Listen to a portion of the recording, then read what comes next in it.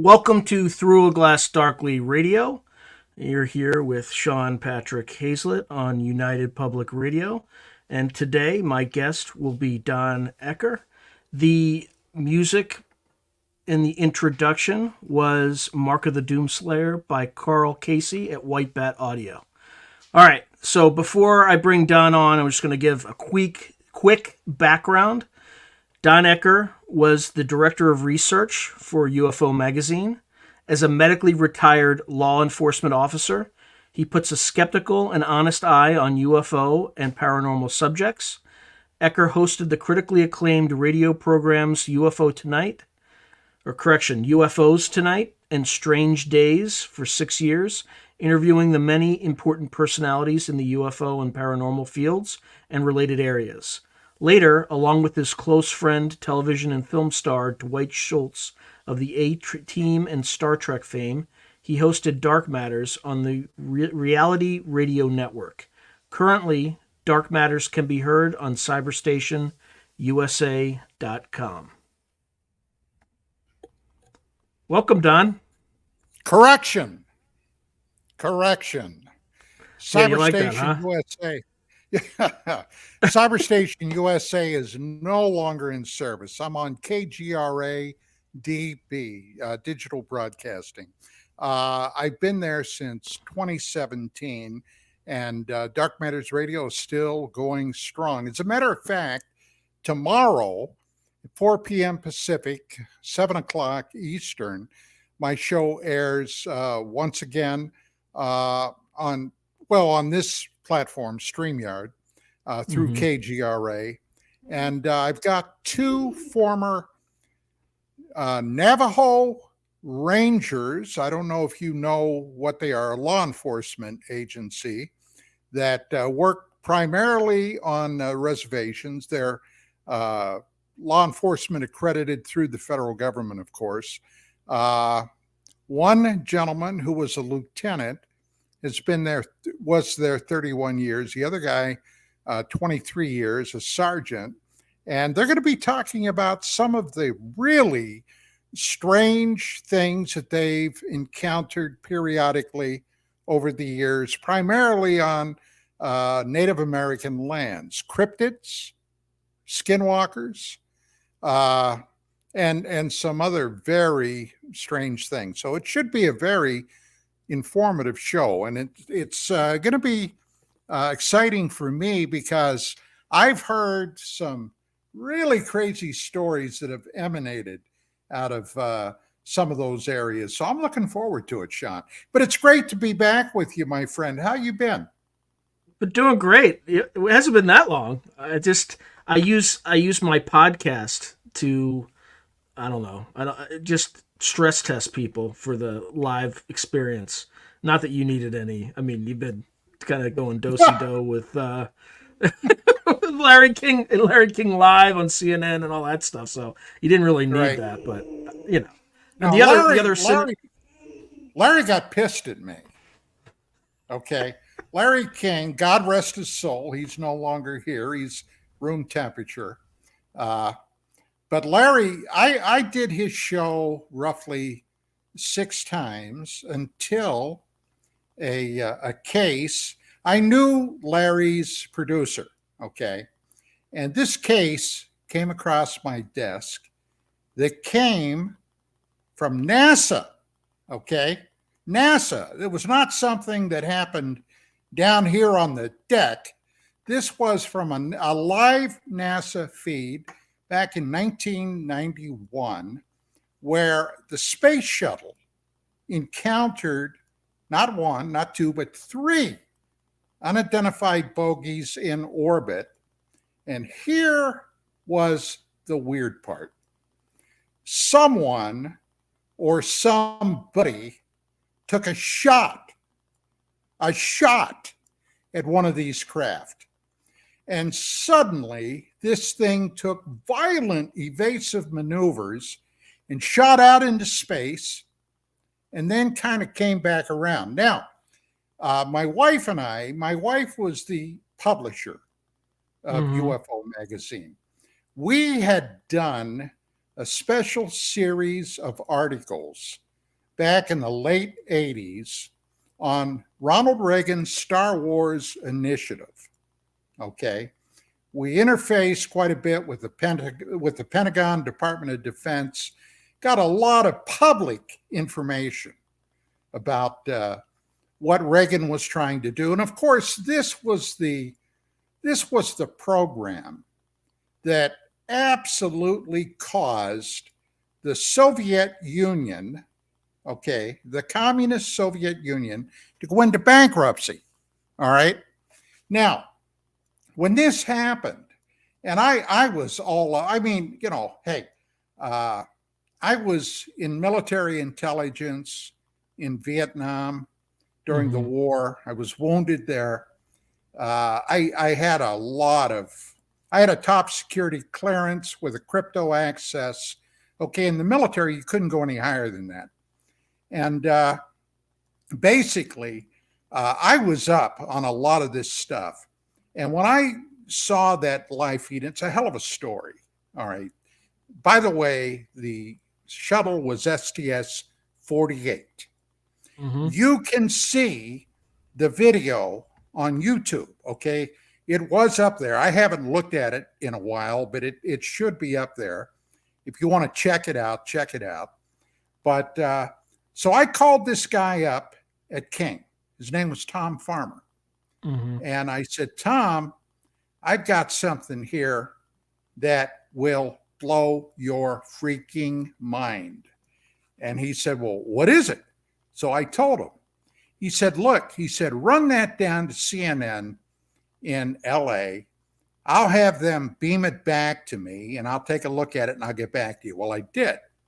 And he said, oh my God, we got to do a show on this. And he said, but hey, you know how it goes. Larry's got to have a con and a pro on the show. And my attitude was, why? Okay, this is real simple. Well, they've got to have somebody there. That's just how it is. I said, okay. He said, well, who do you think I ought to ask, Don? He asked me. And I said, well, at that time, the premier skeptic in the United States was Phil Klass. So they get in touch with Phil Klass. Phil wants nothing to do with it. So he came back and he said, well, Klass, he said, is not interested. Do you know anybody else? And I said, hell yeah, I know them all. I said, how about Jim Oberg? He's a contract scientist now at NASA. So they got in touch with Oberg. He said, yeah, come on. Now, I knew a lot about Jim Oberg. Okay. I wasn't a detective for nothing. And Jim had been an Air Force nuclear officer. Okay. Now, what does that mean? That means he had that TS&C clearance too. And Jim played by all the party game rules. So he's in there and I'm in there and Larry introduces us. And I said, Larry, before we get started, I've just got one question to ask Jim before we go. He said, okay, what? I said, Jim, now you're here on behalf of NASA. Let me ask you this question. The question is there anything that NASA won't let you talk about? Okay, is there anything here? Oh, there's nothing in space up there that's classified. At least I'm not here to sell magazines. Well, that's when I knew I had already won the debate. Okay, as soon as they launch an ad hominem attack. And during that show, I got to tell you, I ate his lunch. And he's never forgiven me for that ever since. And any time STS-48 pops up, okay, it's obvious. Sean, I just recently wrote a paper on the disclosure business that's happening right now, okay? Really got started in 2017, in December, as a matter of fact, with now deceased former senior senator from the state of Nevada, Harry Reid. When Reid held a public press conference stating that he had secured in the neighborhood of $22 million with the help of a couple of other senators to fund an aerial anomaly research effort in the Pentagon. Now, aerial anomaly, what the hell is he talking about? He's talking about UFOs. Mm-hmm. Now, the Pentagon put a new shiny moniker on it. They're no longer UFOs. I guess it makes it more palatable to the public. They're now UAPs. It means exactly the same damn thing, okay? As UFOs, UAP, same animal. But the bottom line is now they're admitting something is up there flying around. Now, I haven't talked to Oberg in actually a number of years. I'd be anxious to see what his take on it is now. But to get back to what I was saying, here we are, okay, with this paper I wrote. Everybody in the UFO field, well, at least those that don't know better, are convinced sooner or later the government is going to come clean. Well, I'm here to tell you, it's never, ever going to happen. And now I'm going to tell you why. Back in 1947, and actually before 47 was the infamous Roswell event. Whatever that event was, personally, I think another worldly, off-world machine of some type crashed. That's my opinion. Mm-hmm. And probably bodies were picked up. As a matter of fact, I found a first-hand witness to that event in 1994. And of all places, Roswell. The guy was up from Texas. It's a long story there, but the bottom line was he had been an airman with the 509th Bomber Wing. At that time, I might add, they were the only people on the planet that had and could deploy nuclear weapons in the event of a war, okay? Mm-hmm. Nobody else had a nuke at that point. And when this thing happened, his squadron, which he was in T Squadron, was one of the groups sent out to help clean up the debris. There was a hell of a lot of debris out there. And he told me personally, and I videotaped this interview, by the way, he saw 4 bodies there. One of them, according to him, was still alive and communicated with him. This is what he told me. And by the way, his nickname, he didn't know what the hell they were. He called them Moon Men. Moon Men. That's what he called them. And he said that this being communicated with him, and then they took him away. Now, his name, by the way, was Tomas Gonzalez, all right? And Tomas told me later, and by the way, another little side tour here for just a second, almost everybody involved with that event had adverse effects from it. Today, we probably would call it PTSD, okay? But everybody, I was aware of a number of those guys, and of course they had the iron heel of secrecy pushing them down. A lot of these guys developed severe alcohol problems, all right, because of the way they were treated. Some of them that they felt, the powers that be felt that couldn't be trusted to keep their mouth shut, were shipped out, okay, to places around the globe. It was really a hell of a mess down there that happened. But the Air Force successfully managed to keep all that pretty much under wraps. But in the aftermath of that event, and I don't mean to get on a tirade here, Sean, but several things happened that today they just simply cannot be explained.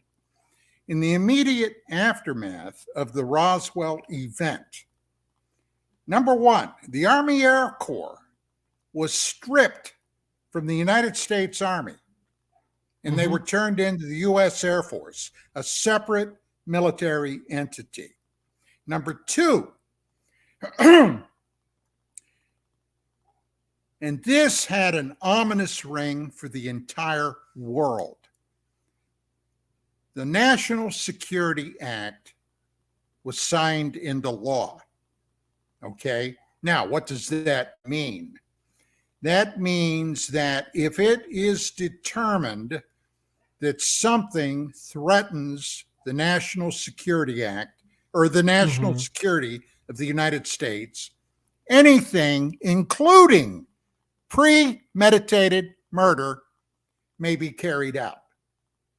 And the third thing that happened on the heels of that was suddenly we had the Central Intelligence Agency. Poof, just flashed into existence. And this is all within 6 or 7 weeks of the Roswell event. Now, don't forget the NSA too. Don't forget the NSA too. Oh, they were involved from World War II on, but they didn't call it the NSA then. That was something entirely different, communications. As a matter of fact, ultimately, when I was in Vietnam, okay, and my parent unit was something called the 8th Radio Research Field Station in Phu Bai, okay, which is in I Corps. And later I was sent north, up first to Quang Tri, and I was there with the 407th, and then up to the DMZ, where I was in a very, very small team at a place called A4 or Alpha 4. Okay, we were carrying out operations conducted against the North Vietnamese. And ultimately, as a matter of fact, just a little over a week ago, 52 years ago, we were overrun at the very beginning of the Easter offensive in 1972. Now, let me tell you what, that was something that even to this day, I can't shake that. But anyway, to get back to the deal, there were things happening in 47 that have come all the way forward to today. Now, my paper, I said I was going to tell you why they can never release the information. Bottom line is, they found something they call the core secret. Okay, the core secret. And probably less today, okay, while you and I are talking right here, I'm gonna pull a figure out of the air, maybe out of my ass, but I doubt there are more than 10 or 12 people that know everything they can know about this. But that core secret is then secured by a special access program, SAP. Now, what is an SAP? A special access program means that unless you personally are on what they call the bigot list, you have no need to know and you never will. But there's more. With an SAP, even if you know, okay, there is something being surrounded by an SAP, you cannot talk about it, because if you do, you are subject to federal felonies. All right. Now, I wrote a paper about 3 or 4 years ago on an incident that happened that started back about 1996, 97 at the Pentagon. There were several flag-ranked officers that several people that I know got in touch with to talk to them about, well, at that time, it was still the UFO problem. And one of those guys, who was an admiral by the name of Thomas Wilson, and he headed up the DIA, the Defense Intelligence Agency. And ladies and gentlemen, if you don't know what that is the military counterpart to the CIA. All right. This guy was no schmuck. All right. He headed up one of the premier military intelligence agencies, was convinced, well, he didn't know anything about this. He heard stuff about UFOs, but he never gave it a lot of thought. Well, he told these people that I know, one of them was astronaut Edgar Mitchell, okay, who died a few years ago. He told Mitchell he would pursue this to see if there's anything that could be gleaned about it. Well, he started making some inquiries, and he discovered that much of this UFO business had been shipped over to aerospace corporations, okay? One of them here on the West Coast. Now, I can tell you who I think it is, and I tell you with quite a bit of authority, but I can't prove it, all right? So I'm kind of dicey whether I even want to name them, but he contacted this bunch, and he talked to the program security chief. And the guy told the admiral, he said, look, I can't say anything about this one way or the other, especially on an open line. If you want to know more, fly out here. So Wilson purportedly flew out. He was taken into a secure vault where he started asking his questions. The security chief said, wait a minute. He pulled out the bigot list. He looked, he said, well, Admiral, your name's not there. I can't tell you anything. The head of the DIA. Yeah. He says, do you know what job I have? Yeah, but your name's not here. I'm sorry. You're going to have to go back to DC. Well, he did. And he was pissed. All right. And he was going to raise some holy hell. But somebody pulled him aside and said, Admiral, you're about due to retire pretty soon. And I'm sure if you are retiring, you'd like that other star that they've been kind of flashing around. And besides, you don't want to put your benefits and your salary and your pension at risk, do you? Because if you make a fuss about this, it could happen. SAP. Okay, SAP. So he took a look at it and he caved. Now, how do I know this? All right. I know it because after Edgar Mitchell, the 6th American astronaut to walk on the moon, in his papers was found this basic itinerary and interview that was held with Wilson by a guy by the name of Eric Davis. Now, who the hell is Eric Davis? Eric Davis is my Alexa's decided to start talking. Eric Davis was a physicist that worked in connection with Robert Bigelow at the NIDS facility at the Skinwalker Ranch. You all heard about that?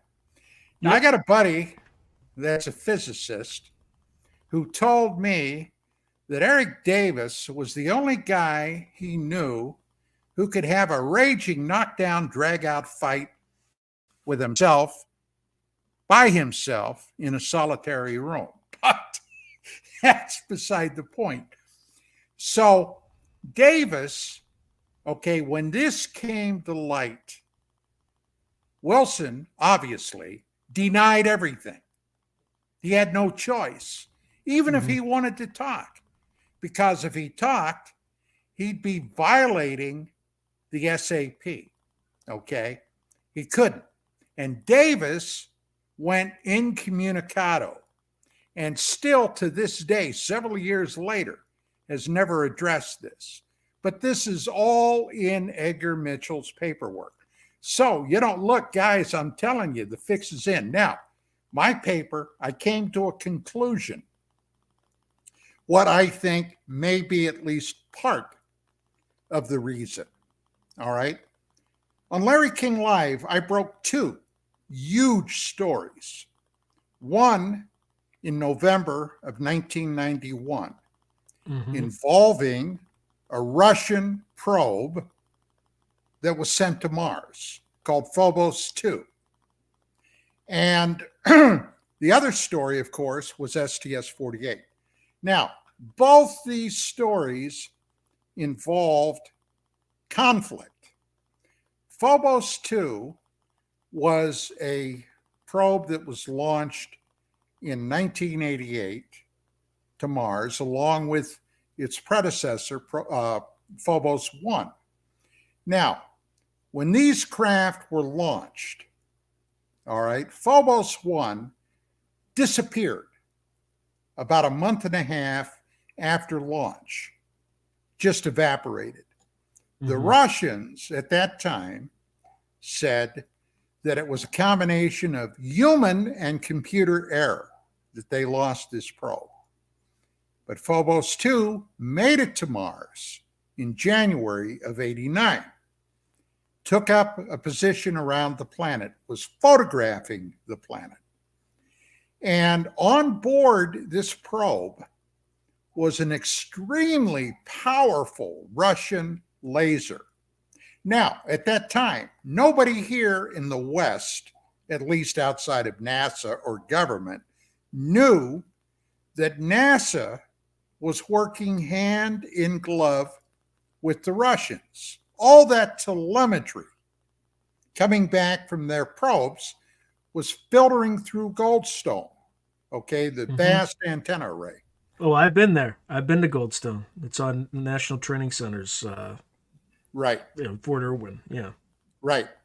So all this stuff was filtering back. Now, why in the hell would we have been working with the Russians, the communist Russians? Because they were still communists then.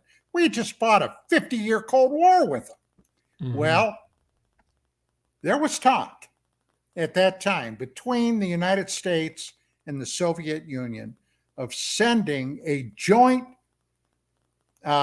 mission to Mars with Soviet cosmonauts and American astronauts. And they were then thinking, remember, this is back in 88, 89. They were thinking that if we did this, it would take place around 2014, 2015. Well, hey, here we are, 2024, as we do this show. And that obviously never happened. All right. At least publicly, it never happened. But this probe with this laser on the surface anyway was to use the laser to fire a series of bursts at the Martian moon Phobos. Okay. Now, Mars has two moons, Phobos and Deimos. And they weren't even freaking discovered until 1877 or thereabouts. Now, there were astronomers with good equipment for the time all over the globe. Nobody had ever seen these moons. And suddenly they popped up. Now, even the Russians in the 50s, okay, they had some world-class astronomers that were proposing that these may be artificial. At any rate, they're in a retrograde orbit, totally non-natural, all right? Now, the idea was to analyze what Phobos was made out of. Because at the time, they were thinking, well, we'll send this mission to Mars. the cosmonauts and the astronauts will land on Phobos if it's suitable. Then they'll use that as a stepping stone to go down to the Martian surface. Well, obviously, it never happened, but some other things did happen. Now, Zecharia Sitchin, is the author of a series of books called the Earth Chronicles series. I met Sitchin, actually, and became very, very dear friends with him after my 1989 appearance on Larry King Live that was hosted that night by Pat Buchanan, the same guy that in 1992 was trying to get the presidential nomination for the Republican Party. Of course, he never did, but he had been, and this is hard to believe, but going back to the Richard Nixon administration, had been a part of Nixon's administration. Now, Buchanan, that was actually a hell of a show that night. I ended up giving him quotes from General Douglas MacArthur at the last public appearance MacArthur made in 1962 at West Point, his duty on our country speech. And in there, the MacArthur told the students, because it's in his speech, I mean, we had a copy of the speech I got from the public office at West Point. Oh, there's a recording on the internet, same speech. Okay, where he was warning the cadets that at some point, all right, they may be, and he used very flowery speech, I'm just going to boil it down, may be confronted with a cosmic evil coming from the sky. Buchanan, Sinister forces from, yeah. From a planetary, galaxy not our own or something like that. Yeah. And Buchanan went batshit crazy. Wait a minute. I've got that speech on my wall at home. He never said anything like it. And I said, well, Pat, I brought it with me, okay? And we were out of time. So, yeah. So, I mean, this stuff's been around for a very long time. But to get back to the point, so here is this craft photographing Mars. Then it photographed this huge ellipsoid shadow reflected off of the Martian atmosphere. Now, Mars does have an atmosphere. It's not one that we can breathe, but it's there. Have you ever seen stories about these vast dust storms that periodically crop up on Mars? Well, it could only do that with an atmosphere. And nobody could make out what the hell this shadow was. And they found a number of hot spots with their infrared equipment on Mars, hot spots. Okay. In other words, something down there was generating energy and heat. But at the time, everybody was saying Mars was geologically dead. Now, Sitchin, my buddy, had at that time recently released another of his books titled Genesis Revisited. And he talked about that in there. And as Phobos is scanning around and it's taking pictures of the moonlit Phobos, suddenly here is this gigantic cigar-shaped object behind the Phobos moon.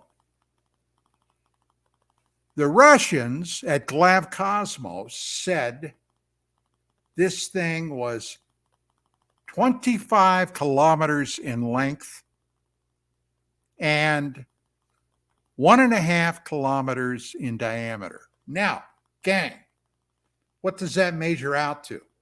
About 15.5 miles long and 1 mile in diameter. And suddenly, This thing changed position, came in and rammed the Phobos 2 probe, destroying it. Now, this isn't coming from Don Ecker. This came from Glav Cosmos. They said something struck their probe, turned it into a spinner, and then it was gone. Okay? Now, that's number one. Number two was the STS incident, where something, and I think, if you think back to what I said, we covered that Reagan Star Wars initiative. We were in touch with the Pentagon. One of the weapons systems they were working on to develop was something called Brilliant Pebbles.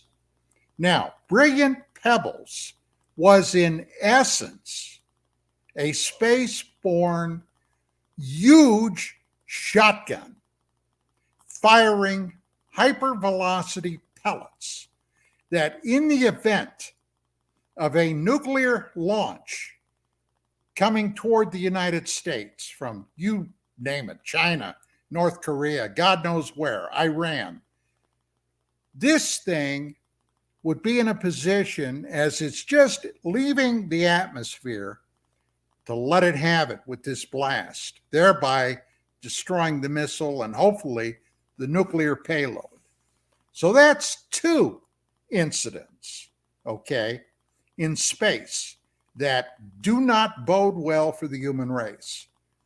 And my conclusion in the disclosure paper, Sean, is that one of the reasons I believe that they can't talk about this is because they are aware of a conflict currently ongoing in our solar system, not from Earth per se, but other species that have been dropping by. Now, look, if there's even one group of extraterrestrials that are here, and remember, we've been beaming out into space now for well over a century, almost a century and a quarter, radio, TV, our advanced radar systems, okay, all that stuff is going to space.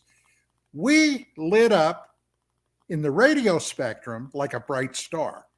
We are noticeable. And I'm sure that a number of different species have come by to take a look. And apparently, two of them don't like each other. Now, supposition, a lot of it on my part, granted, but I looked at the data. This is the conclusion I came to. I am currently debating whether I want to write another paper on what I believe is possibly another reason why they can't talk about it. And it's because at some point in our past, going back maybe 400,000 years ago, somebody, okay, tinkered with our genomes and our DNA, okay, for whatever reason. Now, if you're familiar with Sitchin and his works, you will be familiar with what his reasoning was translating these ancient texts going back 6,000 years, okay, with the blossoming originally of the Sumerian civilization in what today is Iraq, Syria, and parts of Iran. So there you go, buddy. Got any questions? Yeah, I do, but I have to do one more thing though. So for folks listening, you're listening to Through a Glass Darkly Radio with Sean Patrick Hazlett on United Public Radio, and I'm speaking with Don Ecker on the future of disclosure and why there's probably no future for disclosure. All right, so going all the way back, okay, so you said you had interviewed a witness to Roswell. He called the Moon Men. Right. And you said that one of these beings had communicated to him. A, how did he communicate to him? And then B, what was the message? Well, it communicated using, according to what Tomas Gonzalez told me, telepathy. Okay, it was not a verbal speaking, it was a direct mind-to-mind thing. And basically, he told Tomas that they were here on a peaceful mission, okay, and they meant no harm to anybody, anything like that. And as Gonzalez was, listening to him, his superiors, I guess, I don't know how high up the food chain that troop was, but they found out that this being was still alive. The other three were dead, so they scooped him up and took him off somewhere. That's all that Tomas knew. Okay. As a matter of fact, he did. When I found him, I had gone down to Roswell, New Mexico, flew in, from LA to I forget where. I mean, Roswell only had a small community type airport, and the only thing it could handle were puddle jumpers. Okay. This is in 94. So, hell, this is 30 years ago, actually, right about this time. I had gone down with Dwight Schultz. I had asked Dwight if he wanted to go along because I had been asked by a TV show, Hard Copy. It used to be a strip show that ran Monday through Friday on, I forget now what network it was. It might have been NBC. But a guy down there that originally, he was originally from Roswell, but he had been in the film industry in LA, had moved back to Roswell, saw something down there that he began videotaping, and he called them rods. Okay, rods. These things flying around at apparently hyper speed. So they called me up at Hard Copy and said, would you maybe be willing to go down and take a look at this stuff? And I said, sure. So I had the time, and I got a hold of Dwight. He arranged his schedule. We flew down there. Well, after I got down there and I went out to this guy's place, okay, I became convinced that he was simply shooting insects, okay? And I told him that, and I told him why. These are the moths. These are the moths, right? All kinds of flying stuff. I mean, hell, there were stables down there, okay? Now, I don't know if you've ever lived around stables. We have one not too far from our home. Oh, yeah. And boy, I'll tell you, in the spring and the summertime, whoo, they're out there. So anyway, I told him that, and he wasn't happy. He argued with me, and I said, look, man, I'm just telling you what I see, and do what you got to do. I mean, it's your gig. I'm not going to argue with you. So we left. Now, at that time, there were 2 UFO museums in Roswell. The one that's still there, and I think now it's under different management, I think. It's been a long time since I've been down there. And there was another museum there by a guy by the name of John Price, the John Price UFO Museum. So I went down there, and John recognized me, and he had a little display set up with a crashed UFO and, some dead alien mannequin bodies laying around. And I as a matter of fact, I got Dwight to take a couple of pictures of me standing beside it. And he said, John said, Don, he said, there's a guy inside the room back here. He said, I think you ought to meet. And I said, oh, why is that? Well, he claims that he was an airman at the 509th when the event at Roswell happened. And I said, oh my God. So I shot back in there and introduced myself, sat down, and he was going through a 509th yearbook that John Price had. So he proved it. You just see his picture in it and everything. Okay. Yeah. Exactly. Found his picture. He was in T Squadron.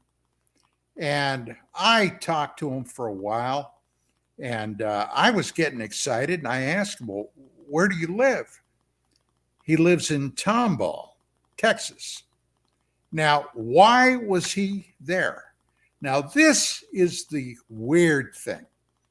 A guy I know who now has moved to Arizona is a producer by the name of Paul Davids. Mm-hmm. And at that time, Paul was finishing up his movie Roswell. Do you remember that movie with Kyle MacLachlan and Martin Sheen? Okay, that was Paul's movie. And as a matter of fact, Kevin Randall, one of the premier Roswell investigators, was in it. And his then partner, Don Schmidt, was in it. Okay. And I think it was Showtime, if I'm correct, that was going to be airing this.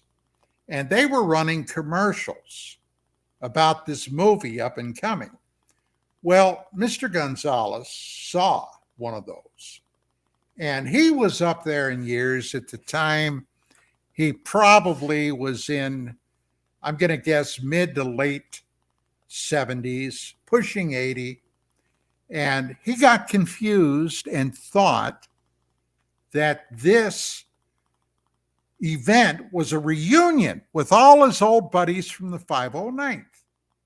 Now, he had just lost his wife of 50 plus years, about 3 years prior. And their home, okay, after she died, was red tagged, which meant he had to live with somebody. Well, he had a daughter with 1 or 2 kids, okay, that was not married. He moved in with her. But they were squabbling all the time because his daughter wanted to take over his finances. Oh, boy. And Mr. Gonzalez was an independent guy, okay? And they were butting heads all the time. But there was one more thing I hadn't mentioned yet. Gonzalez told me that before he left the crash site, he pocketed a piece of the debris. And I got all wet and dewy when I heard that, okay? And and I said, well, where is it? He said, well, I have it at home. I said, you still have it? Oh, yeah. Yeah, I have it. And I said, oh, my God. Well, unfortunately,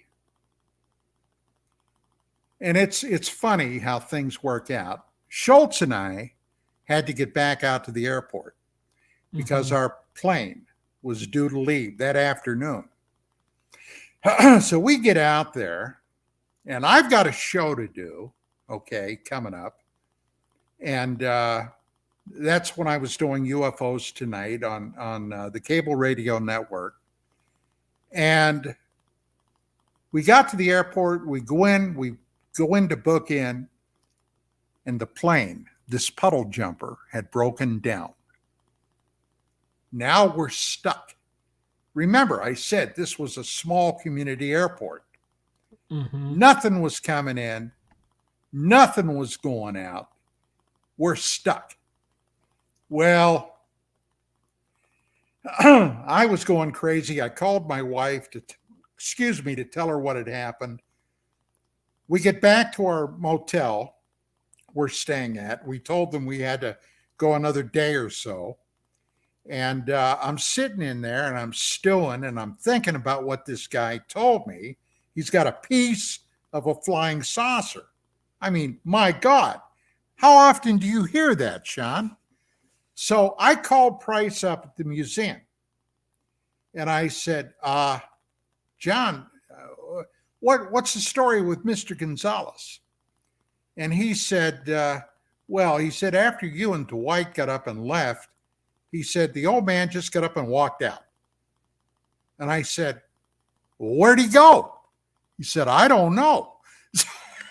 So I'm sitting there and I remembered what he told me where he lived. Okay. So when we got back to LA, Okay. And I took care of everything I had to take care of. I said, Mm-hmm. track this guy down.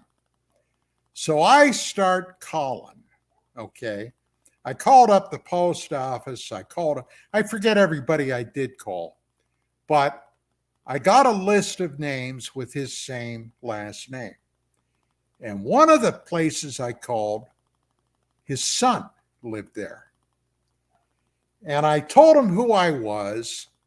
I said, I met your dad in Roswell. He said, oh my God. And I Mm-hmm. said, okay. He said, oh yeah, we drove up, we got him, but oh my God. And I said, well, what happened? He said, well, when he had his argument with my sister, he said he just grabbed some stuff and left. Didn't tell anybody where he was going. Didn't call me up, didn't tell anybody. He was just gone. So we contacted the police. Then they ended up putting a bolo out on him. Okay. We finally tracked him down to Roswell. The cops picked him up. Okay. We drove up there and got him and drove him back. So I said, well, look, I don't know if this is possible, but I'd love to come down and visit with you.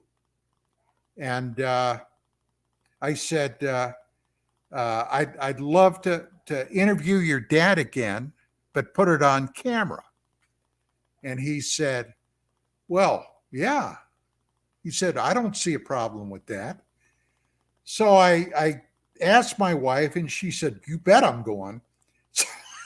So I called up Dwight and I told him what happened. So we ended up flying down there. Now, we had some adventures in the airport, but I'm not going to get sidetracked with that. We get down there and we all get introduced and everything. And these people were lovely, just lovely people. And I started interviewing Mr. Gonzalez. Mm-hmm. And the one of the sons, he had 2 or 3 boys and a couple of daughters. One of the sons said, oh, you're talking about The Rock. And I said, I don't understand. The Rock? Oh, yeah. Yeah, that's that piece of that flying saucer that Dad had. We had it sitting on the TV for years. And I said, are you serious? Oh, yeah, I got a picture of it. So he went in, he came out with this photograph, and it was at Christmas time. And here was the TV. And behind the TV, or off to the side of the TV, was a Christmas tree. And here's this lump laying on top of the television. And I said, that's it? He said, oh, yeah. I said, okay. Do you know where it's at now?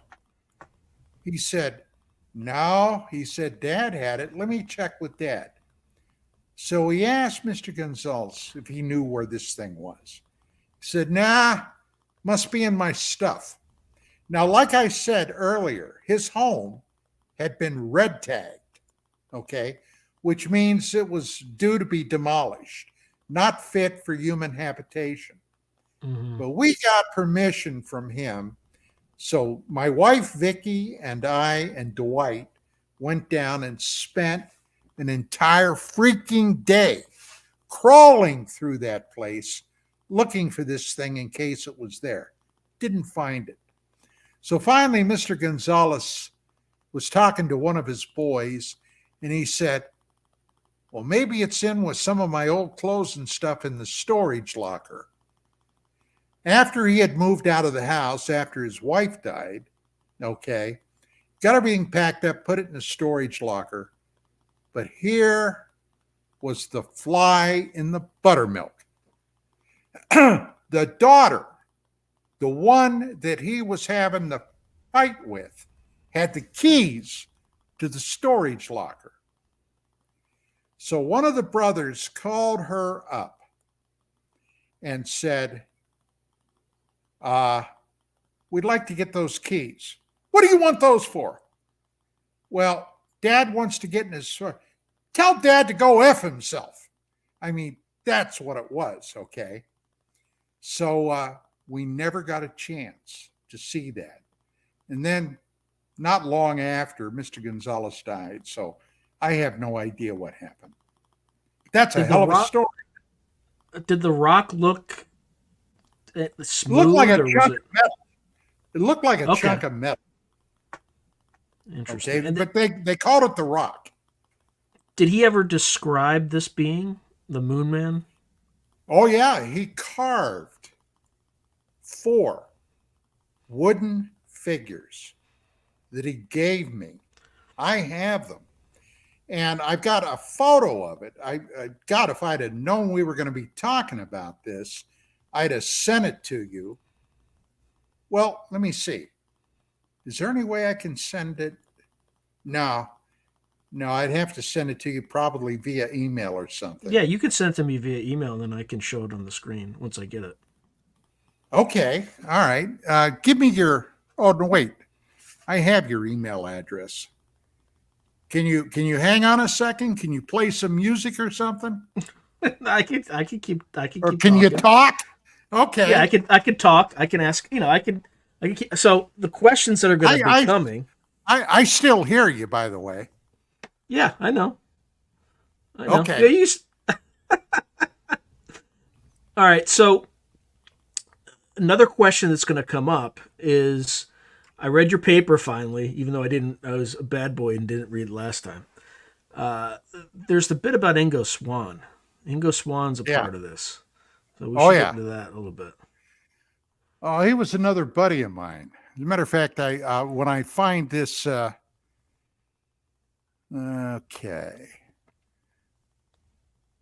I got a picture of me and Ingo.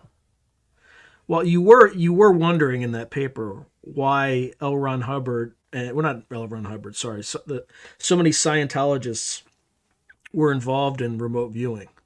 Yes, so I have a theory. I have a theory about that one. So, you I'd know love to hear it.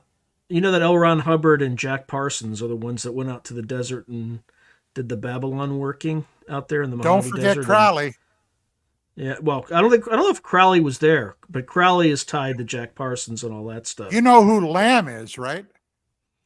Well, it looks like an ET. Yeah, it's like one of the beings that Crowley saw. Incidentally, tomorrow is the 120th anniversary of when he claimed he saw the other being, Aiwass, and started writing his book, which is also kind of creepy that we have a solar eclipse tomorrow. Yeah. So a lot of weird stuff. So there's probably some lineage between L. Ron Hubbard and Scientology, where he brought some of these occult practices and rituals, and then somehow, Scientology or the not Scientology, remote viewing or some aspects of remote viewing might be tied to that. Again, just a theory, but. Well, I'll tell you, the remote viewing business is some wild stuff. I dabbled with it after I met Ingo, and I don't know what I probably didn't know what the hell I was doing, but anyway, Ingo had got in touch with my wife and I. He was coming out here to the West Coast and wanted to know if we could have dinner. And we ended up going to a little Italian restaurant in Burbank, okay, and had about a 4.5, 5 hour dinner there. And I'm telling you what, I was dying to ask him a lot of questions about his book, Penetration. Okay, you know about his book, right? Yeah, I have it. I've read it. All right, I'm almost done. I have like a few pages before being finished. Okay, and let's see. Now, that is Ingo and I. I'll send this to you too. Now, I haven't found the little wooden figurines yet. Okay, come on. I know they're here. And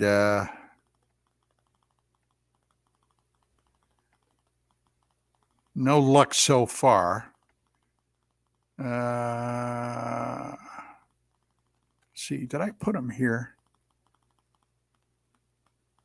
So you think the core secret is that there's some sort of Well, there's conflict in space that they yes, don't want I us to know do. about? I do. And there's one more thing, and this is what I'm debating whether I want to get into it. But the human race, if you believe what the ancient Sumerians said and what Sitchin basically theorized, okay, the human race was created as a slave labor force. Slave labor. Yeah, this is the And Anunnaki thesis, right? yes, the Anunnaki originally came down here with their worker class that were called by the Sumerians the Igigi, okay?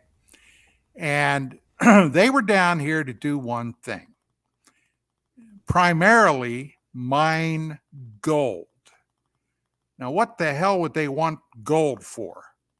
Well, gold is, of course, essential for electronics, but they had a process where they needed, and I don't understand this, so please don't ask me to explain it, but to seed their atmosphere. They had suffered some type of environmental damage of some type or another.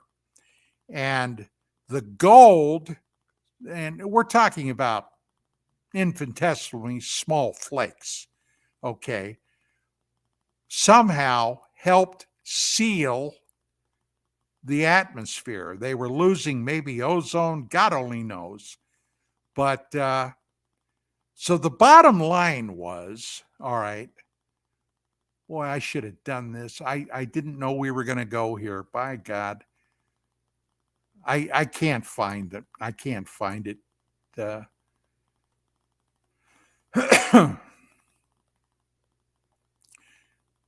I got the picture of Swan and I.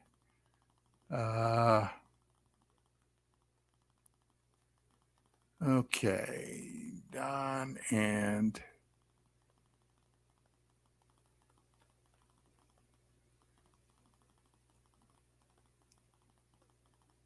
here we go. Okay, well, at least I can put a couple of these pictures out.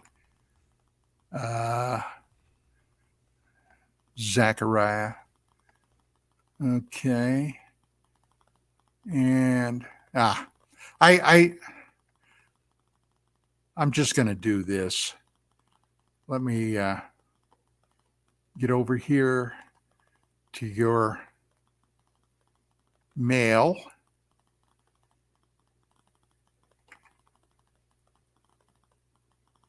And I'll be back in action in just a second, Sean. Yeah, no worries. Okay. All right. Now I'm either looking at a spider or a tick, and I'm okay with spiders, but ticks I'm not okay with.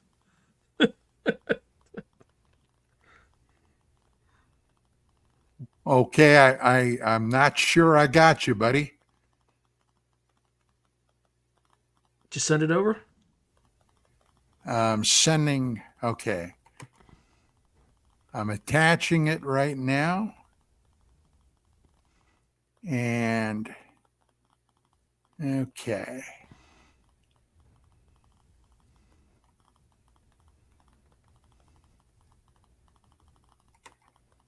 All right.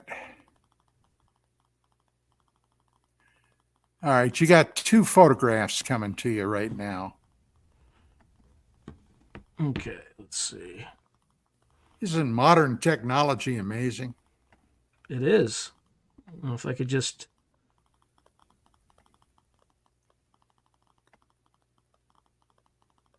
It's just Now to get back to Ingo Swann. Yeah, Ingo was an amazing character. He was considered one of the premier remote viewers and psychics on the globe.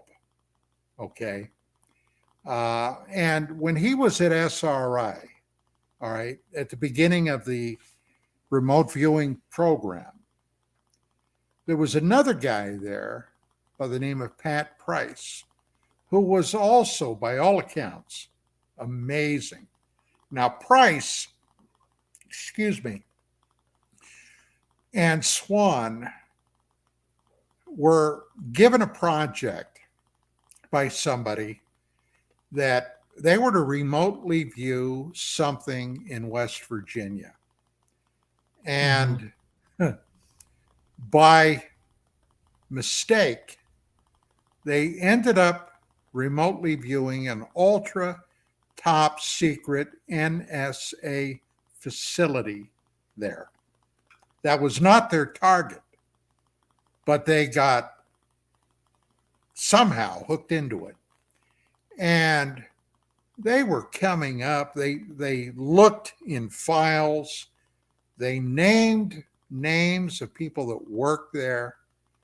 And when they were basically debriefed, American intelligence had a meltdown. Nobody knew about this NSA place, National Security Agency. My God, they even had some of the program names. Now, what they didn't know was that every time Price, especially Pat Price, was completing a mission and would write up his reports, he was carbon copying the Church of Scientology.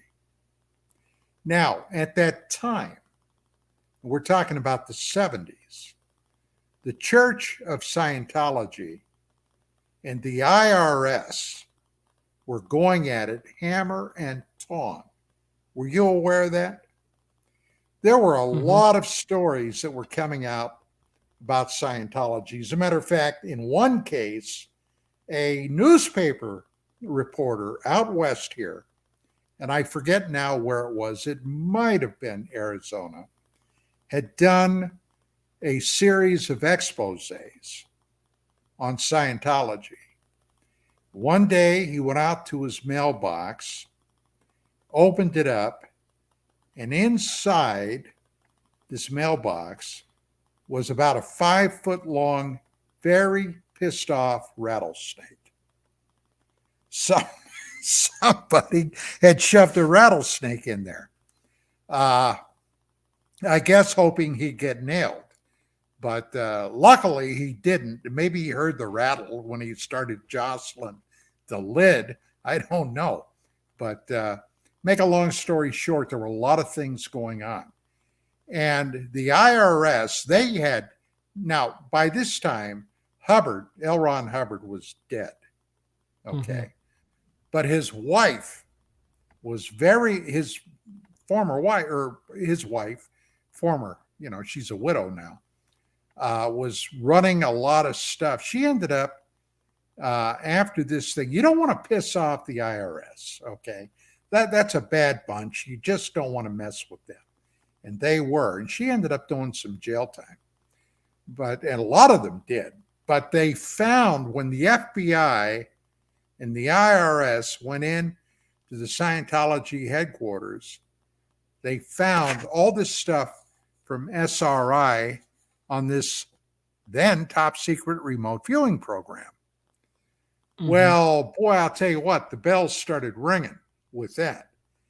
And there were a lot of very red faces. Now, one of the guys that was involved with the program, and he's still around today, still does consulting, was Dr. Hal Puthoff. Now, did you remember now about 4 or 5 years ago on the History Channel, there was a series that ran a couple of seasons called Unidentified. Do you remember that? Yeah. Okay. Unidentified was a look from government insiders, along with Tom DeLonge, okay, a rock and roller, who were examining the UFO phenomenon. And one of the guys in there was Hal Puthoff. Well, Hal Puthoff had been for a while an ardent Scientologist. Now, I never decided or was able to figure out what it was when he disassociated himself from it. But even Swan had connections with Scientology. Now, I suppose if remote viewing, if you consider that a viable intelligence gathering process, and I do, all right, that would be nice to know how to work that, wouldn't it? Yeah. Yeah. I mean, Not the only can you government see what's the happening government did at it a for over distance. 20 years, so they thought it was good too, and they're probably still doing it. Hey, buddy, they're doing it now. Mm-hmm. The CIA, the DIA are no longer officially connected to it. But if anybody has it, and I am positive they are, it's the NSA. And look at the planet. Look at the state of the planet right now. How many wars do we got on around the globe? How many people are getting killed right now, even as we speak? All right. So the bottom line is, yeah, you bet they're out there taking a look, and it's something. Jim Mars was somebody that got highly involved in that. Jim Mars originally made his bones down in Texas in the aftermath of the JFK assassination. He wrote several books about that. He was a hell of a reporter. Now, at the time that I knew Jim prior to his dying, I often thought that Jim went a little bit out over the edge. But I'll tell you what, now in hindsight, he may have been onto something, because in all my life, I've never seen things as screwed up as they are right now, Sean. Yep. And that's the name of that. 100%. Yeah. Yeah. And that's one of those things. It's like, Did you get those pictures yet? I did, but this version of StreamYard won't let me share anything. So I can see them. They're nice pictures, and I can testify that it's both you and Zachariah Sitchin, as well as what's his name? Ingo Swann. He's the guy we were just talking about for 10 minutes. So yeah, I think the government knows a lot more, and I think there's also there's a machine kind of nuts and bolts connection, but I also think there's some sort of non-physical, metaphysical connection too that people don't like to talk about. But it's all tied together. Even Ingo Swann, when he remote viewed the moon, he was quote unquote seen, even though he wasn't physically there by people working, or entities working on the moon. Let's just say. Right. And that, let me tell you what, when we were at that dinner that night, okay, he told me for months after that, he was literally terrified that they were going to come by and zap his brains. Okay. That's what he told me. And that would be a hell of a thing to live with. Well, who do you think Axelrod is? So, just really quick for people who don't know the story around Axelrod, was that us, or was that somebody else? I asked Ingo that, and he said, "Look," he said, it could have been anybody. It could have been CIA, could have been NSA, could have been NRO, could have been MI5, could have been MI6, could have been Mossad, or they were aliens. but obviously a different group than whoever it is on the moon. And yes, I have no doubt in my military mind there is a facility on the far side of the moon. Look, in 1972, in December, at the cessation of the Apollo program, Apollo 17, when they lifted off, what did we as the American Space Agency do? We pulled our wings in. Okay? We pulled our wings in. Oh, we did near Earth stuff. We sent Skylab up there, okay, until it came crashing down. We didn't do a damn thing until the 80s with the space shuttle program. Then Obama stuck a weenie in NASA, okay, and canceled that for a while there, even going up to the ISS. We had to hitch a ride with the Russians. Now think about that. We didn't have the ability to get into space, okay, not with a manned mission. So yeah, that was, oh God, I was upset about that when Obama basically canceled the shuttle.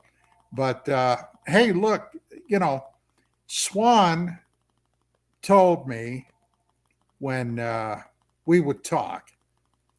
You see, for 20 years, well, maybe even a little longer, I had been doing research on lunar transient phenomena. Okay. Because the moon is, everybody sees the moon. Hey, they're going to see it tomorrow during the eclipse, kind of. And everybody thinks, oh, we know everything we need to know about the moon. Not even close, okay? So, in 1994, after all the years that we had, quote unquote, abandoned the moon, suddenly we want to go back to the moon, okay? We want to go back to the moon. Why? Well, we're going to rephotograph it. We're going to remap it. We're going to do this. We're going to do that. Oh, yeah. Yeah, right. And while we're at it, there's an asteroid out there flying around that we're also going to take a look at. So the ballistic missile BMOD, okay, is behind this Department of Defense, the Pentagon, and NASA. So they send the Clementine mission up there. Okay, Clementine. They take 2.5 million photographs of the moon. 2.5 million. Okay. Now, I interviewed the assistant director to Clementine. You know what he told me, Sean? He said, with all those photographs that were being taken, even the mission administrator was not allowed into the facility where they were getting these pictures. Nobody could see them. Nobody. He couldn't. My buddy couldn't see him. He couldn't see him. Nobody has seen these photographs. Now, we were there in 72. 94, 22 years later. What the hell do we go back for? And it was a military mission. Now, in Vietnam, okay, and I did 2 tours in Southeast Asia. In Vietnam, we had a recon pilot or maybe a chopper pilot or, maybe a fast mover running through there with some snake and nape. They were going to drop on somebody and they saw something that looked out of place or weird or whatever. What would they do? Well, I'll tell you, they would send reconnaissance out there to photograph it, to see what the hell's going on. They'd bring the photographs back. They'd have the photographic analysis of these things, and then they might decide, well, maybe we should bomb that.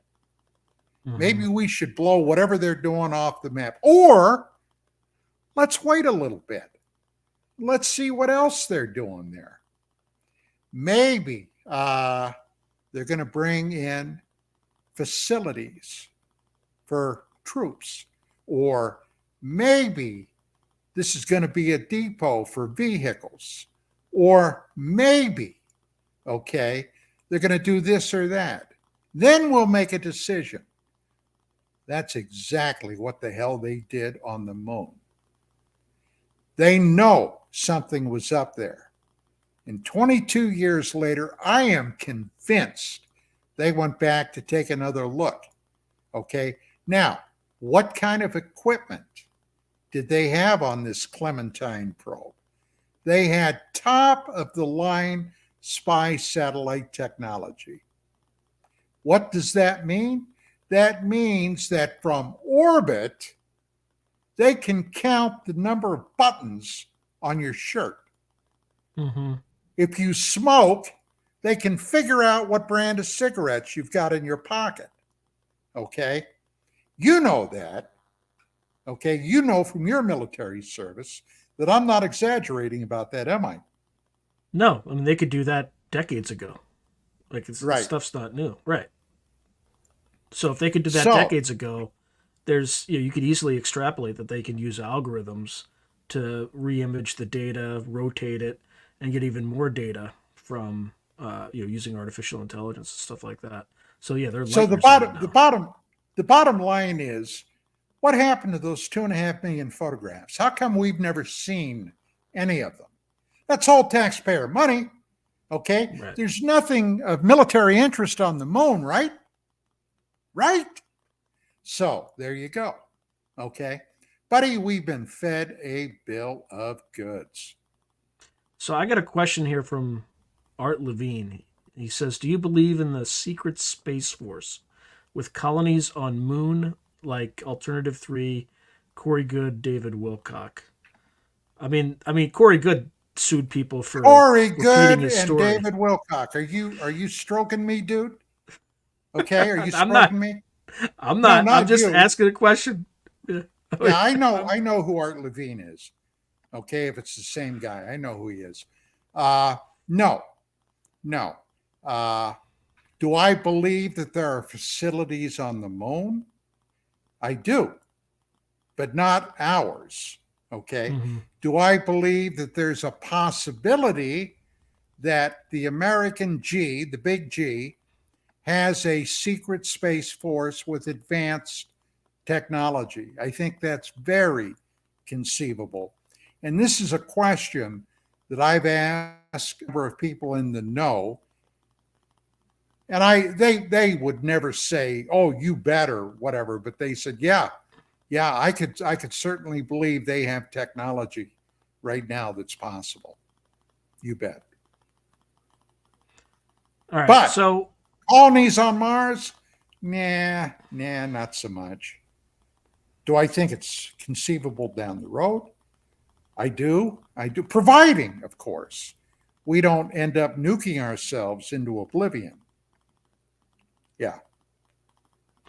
do you think we've potentially discovered some other means of getting places that doesn't involve going directly into space? For instance, opening wormholes, Stargates. portals.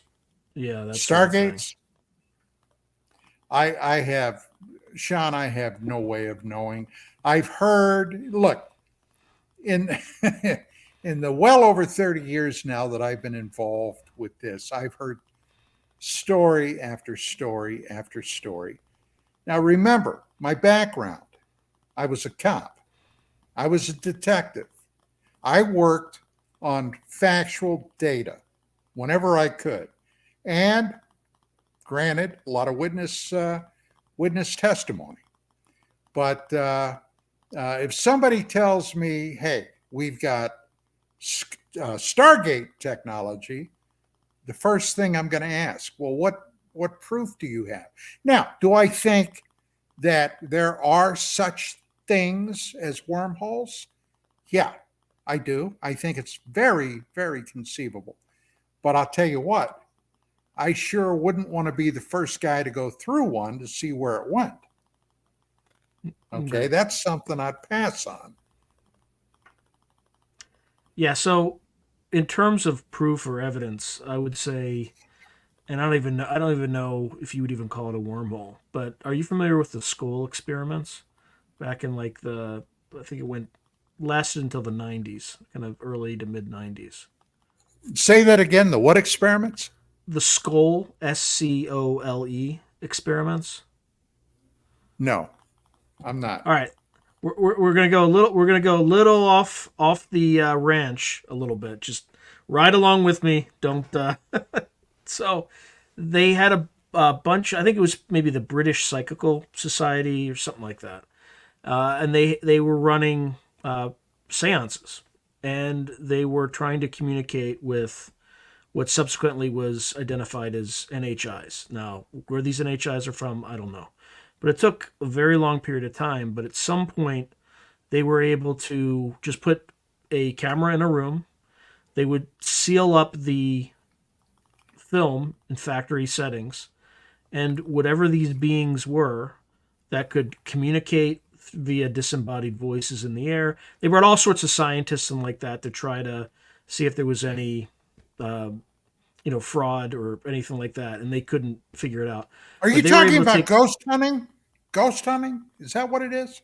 It's I wouldn't call it ghost hunting. I mean, they just had these seances for a while and they built it up. So it started out with, usually starts out with hauntings, then it progresses to poltergeist activity, and then if you break through that, like this is the same thing that Jack Parsons did.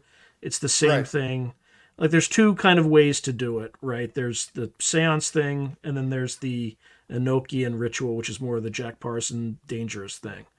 But they were able to communicate with, entities that sometimes would manifest themselves via apports, physical objects, and things like that. And there have been a number of experiments too where anyway, I'm not trying to say ghosts are, the same thing as NHI, but there are some physical principles that we don't quite understand where these beings are able to manifest physical objects and then turn them into holograms at this, it'll be physical. You touch it, you can pick it up.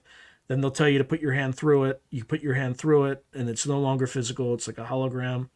But I think that and the one guy that I talk to a lot is named Steve Mera, who does the scientific aspect of these things, right? He'll have materials analyzed with spectral analyzers, things like that. And he gets phone calls from people who don't identify themselves, but they'll ask him questions like, "Are you working with MI6?" And he'll say, "No." I'm like, "Okay. Have you ever talked to Kit Green?" And you know who Kit Green is, I'm sure. And he'll say, "No." So if you get close to some of these areas on this disclosure thing, because I think it's all related. I don't know how it's all related, but all this stuff is related in some way because we're poking at the fundamental nature of reality.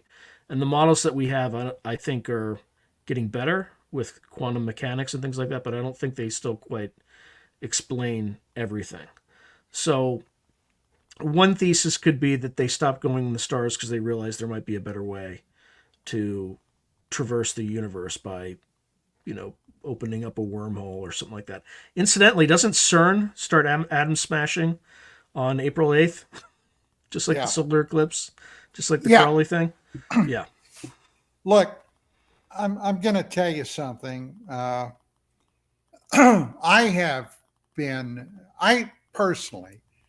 had a couple of very dramatic UFO sightings in my life.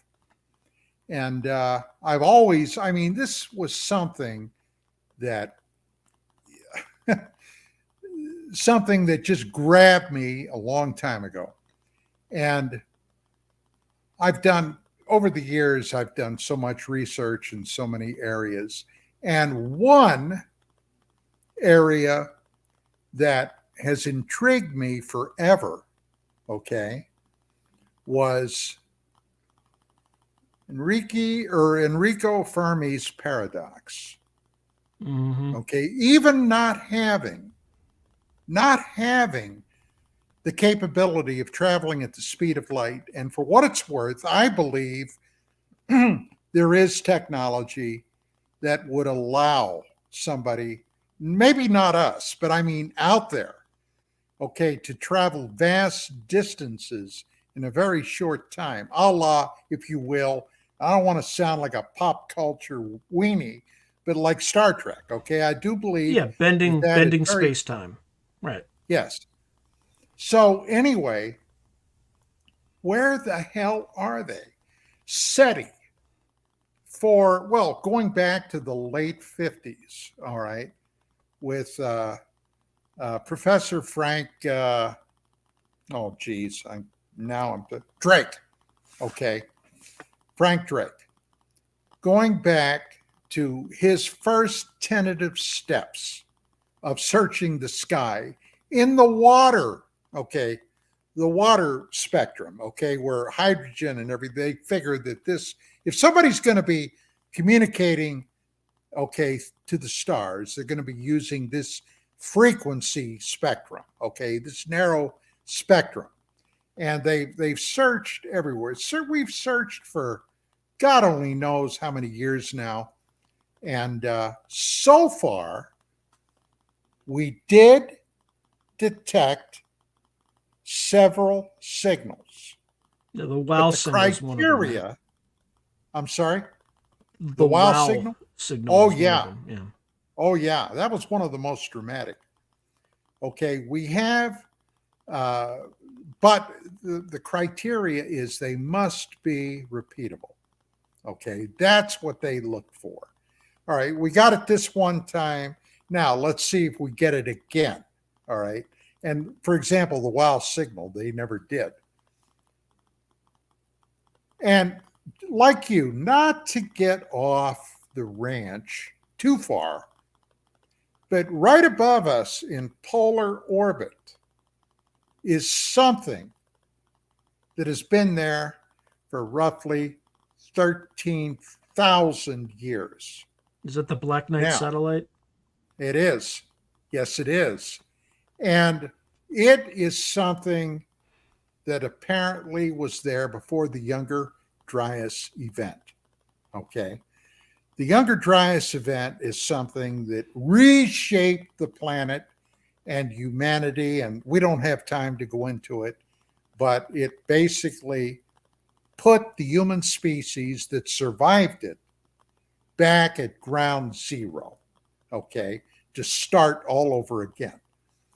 But with that being said, all right, where in the hell are they? That was Enrico Fermi's paradox. They could have spread in all the billions of years that our galaxy has been in existence. If there were any spacefaring civilizations out there, they could, even using sublight, they could have gotten here eventually. Mm-hmm. Apparently, they haven't, at least as far as we know. And we don't hear them talking. Why? Now, I had a debate up in the Bay Area with Seth Shostak, the face of SETI. Okay, SETI, right? And we're talking, and he's going on about, well, we've done all this and we've done all that, and if UFOs were real, well, Seth, they are real. Okay, there have been too many sightings by very qualified people. We don't know what they are.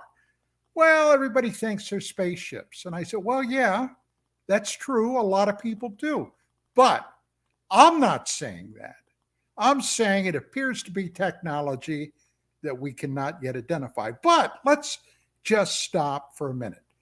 Now, in the vast scheme of things that we're debating here, okay, being the immense age of the universe, the immense age of our galaxy, my God, the immense age of Earth, all right, our planet.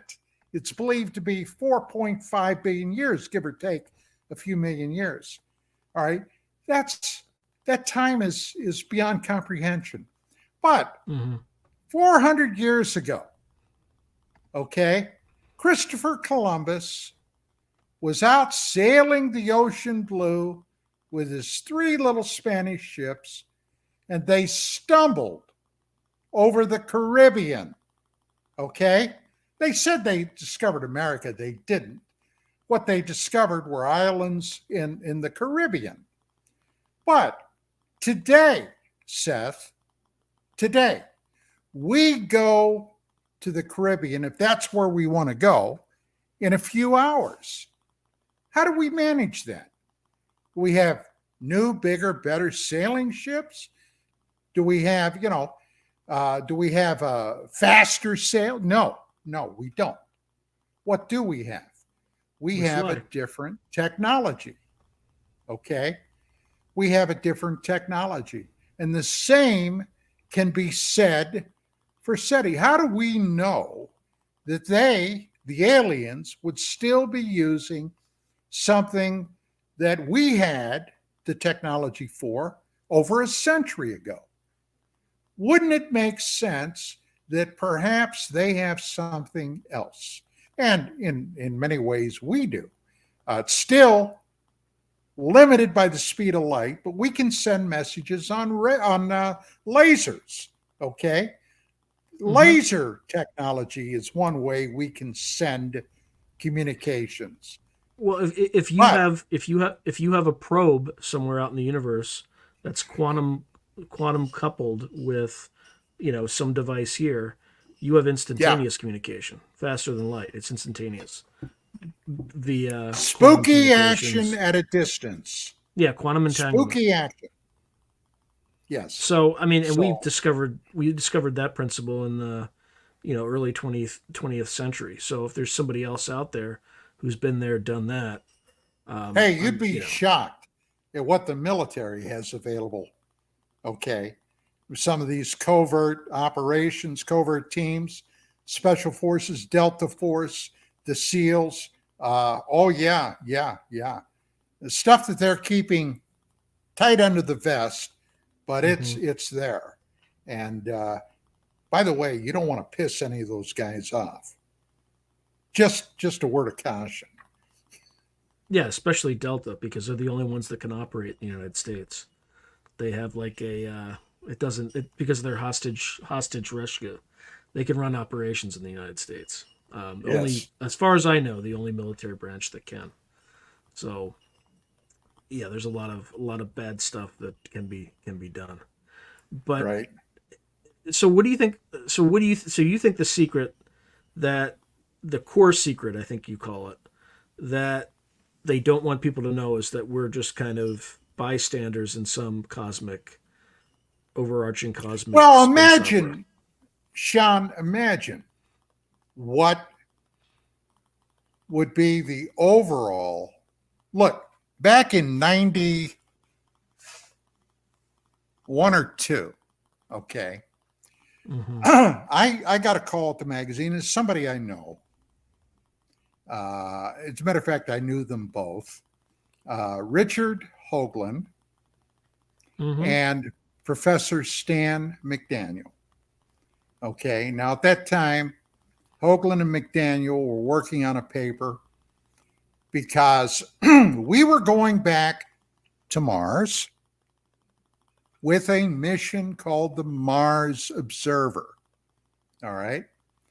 And the whole face on Mars thing had been a raging controversy for years. Mm-hmm. And the idea was, well, if we're going back, let's get some Class A #1 photographs of this thing in this region known as Cydonia and settle the argument once and for all. Well, originally, NASA had decided they weren't going to put a freaking camera on the probe. Okay. Yeah, why would you? I mean, you're spending billions of taxpayer dollars. Why would you put a camera on there? They were not going to put a freaking camera on the probe. Now, this created, when that became known, This created a firestorm. And Hoagland at that time was out on the forefront of bringing NASA to task about a lot of questions about this kind of stuff. And hey, let me tell you what, there's been some jokers out there for quite a while that said what NASA actually stands for, NASA, never a straight answer. Okay. And that's, unfortunately, that's more than often than not been proven to be the case. So finally, they decided they're going to put this camera on board. But Hoagland said, look, he said, Don, he said, I'm going to ask you a favor. He said, I don't know if you can do it, but you can try, if you will. He said, I heard that when NASA was first formed by President Eisenhower, okay, now you've got to know a little bit of history about why things happen. Back in the 50s, we did not have a civilian space agency. The military services all had their own individual rocket programs. The problem was, in 57, the Russians got Sputnik in orbit, the first man-launched satellite, in October of 57. I was just a little kid, but I can remember everybody was terrified by that. Now, you might say to yourself, why in the hell would you be afraid of a satellite? Well, that wasn't it. The idea was the Russians, if they can get something to space, they can get a nuclear bomb over here, okay, in 30 minutes or less. Delivery guaranteed. And the problem was our rockets kept blowing up on the launch pad. And that's the truth. We couldn't get them up there. Well, Eisenhower said, well, we're gonna solve this problem. And they created NASA. Now, they have this brand new organization, the National Aeronautics Space Administration. What do we do? Originally, they were in a rented office in some government building thinking, okay, we're here, now what? So what did they do? They requested an academic study, and they went to the Brookings Institute, okay? And it was finally delivered to them. But nobody, for the most part, even remembered that there was such a thing, much less what in the hell was in it. Well, Hoagland wanted to see if I could find it. So I put on my detective hat and I started doing a little looking. And I finally called up a guy and he said, oh, you're talking about the Brookings Institute report. Yeah, I can tell you where that's at. He did. So I got a hold of Hoagland. And I said, hey, you and McDaniel, I said, this is where you can get it. Well, they got it. Now, what's in there is very interesting concerning ETs, okay? They came to the conclusion, one of the people in that study was Margaret Mead. Do you know who Margaret Mead is? Yep. She's the lady that said, in essence, any advanced civilization that encounters a more primitive civilization ultimately ends up destroying the primitives, all right? So they're talking about, and this is in the early, this is like 61, 62, all right? So we're talking about a hell of a long time ago, 60 years ago. So in this report, it says, and I'm going to have to paraphrase, I don't have it here, but my paraphrasing is correct. It says, there will be, if we discover ETs or ET artifacts in our solar system, Then the uncomfortable question becomes, what do we tell or not tell the public at large? Because several groups in the public will be adversely affected. Those groups are engineers and scientists will be absolutely devastated to realize how primitive their craft is in comparison to this group of extraterrestrials. The other group that will be beyond adversely affected, will be religious fundamentalists. Not Christian or Jewish or Muslim, or it doesn't matter, Buddhist, but all of them in mass. If they discover. Now, personally, I got to tell you, I could never understand that, because my concept of God, all right, if there is such a being and there's something there, all right, something. My concept is that deity would be large enough to not limit themselves to one tiny little insignificant speck in the cosmos, us, Earth, okay? That entity could create life throughout the entire universe. And apparently, okay, that universe is pretty well chock full of various life forms. So I didn't quite understand that. But going back to that time period, people were very, very primitive in their belief systems at that point. You said UFO, and everybody would look at you funny and go, hey, this guy, he believes in little green men.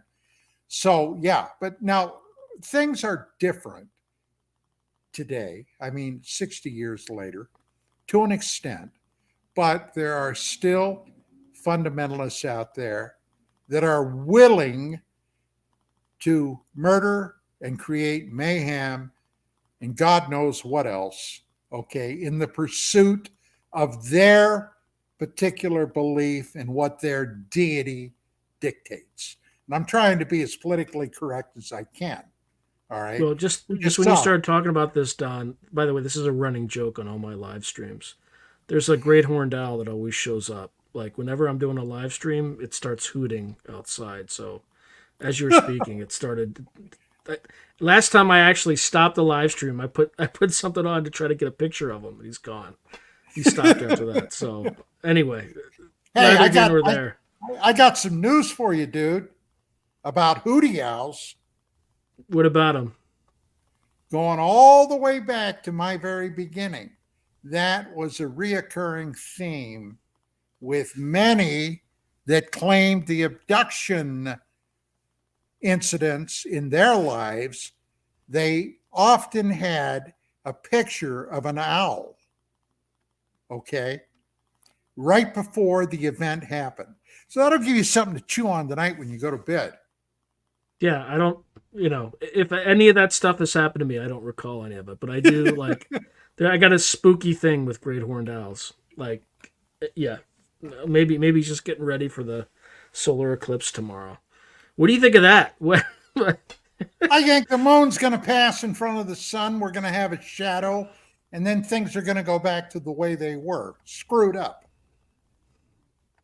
Yeah, I don't think there's going to be any. Although there's a weird convergence of random earthquakes prior to it, right? You had Taiwan, then you had New York, and then Jersey, another one somewhere. Well, yeah, it's the same New York Jersey. One, same. So, yeah, well, I guess not according to Jersey. That's true. the water in Jersey. Yeah, there's something in the water. I took my basic training in Fort Dix. Yeah. Fort Dix. Yeah, did Dr. Brandenburger tell you that story about Fort Dix? About the alien being shot by the MP? Yeah, dumbass. Right? He's just coming to surrender. It's just, yeah, that's Joe. Yeah. That's G.I. Joe, just doing what Joe does, right? The guy was probably smoking a cigarette, wasn't supposed to because it lit up his position, and he didn't want to get in trouble, so he shot the alien. Who knows? I mean, I have no idea if that story's true, but it's an interesting one, right? Well, Leonard Stringfield, is that a name you recognize? Absolutely, yeah. He's the crash retrieval like Meister. He's got all these stories that he's Do tabulated. you know that Leonard Stringfield was on an Army transport plane, one of the first 100 American officers and soldiers that landed in Japan immediately following their capitulation after Nagasaki? Leonard Stringfield. And as a cherry on top of the whipped cream, their transport aircraft was buzzed by a UFO, buddy. Mm-hmm. That's what started him on his whole journey, right? I knew Leonard, and he did some outstanding work. And he was the guy that originally came up with the story of the MP and Fort Dix and the alien. Oh, yeah, it was Leonard. Leonard was very meticulous. He'd been an intelligence officer. Speaking of which, I got to interrupt to say you're listening to Through a Glass Darkly Radio on United Public Radio with Sean Patrick Hazlett, and I'm interviewing Don Ecker. Anyway, I can get away with my YouTube channel doing that, but here I gotta pay homage to the radio. But yeah, I think we have about 7 minutes left. So tell me everything you know in 7 minutes, Don. Yeah. What should we make of this whole disclosure stuff? Like, what does Grush represent? Is he just kind of somebody who's earnestly trying to disclose? Is he working as part of some kind of a disclosure program, or is he working as part of an op? He was picked, by one group within the established. The guy is legit. Okay. He was Air Force intelligence. He did service in Afghanistan. He didn't go out looking for that gig. He was offered that gig. Then he was told what he could talk about, what he couldn't talk about. And he said some very, very provocative things that he was given the leeway to talk about.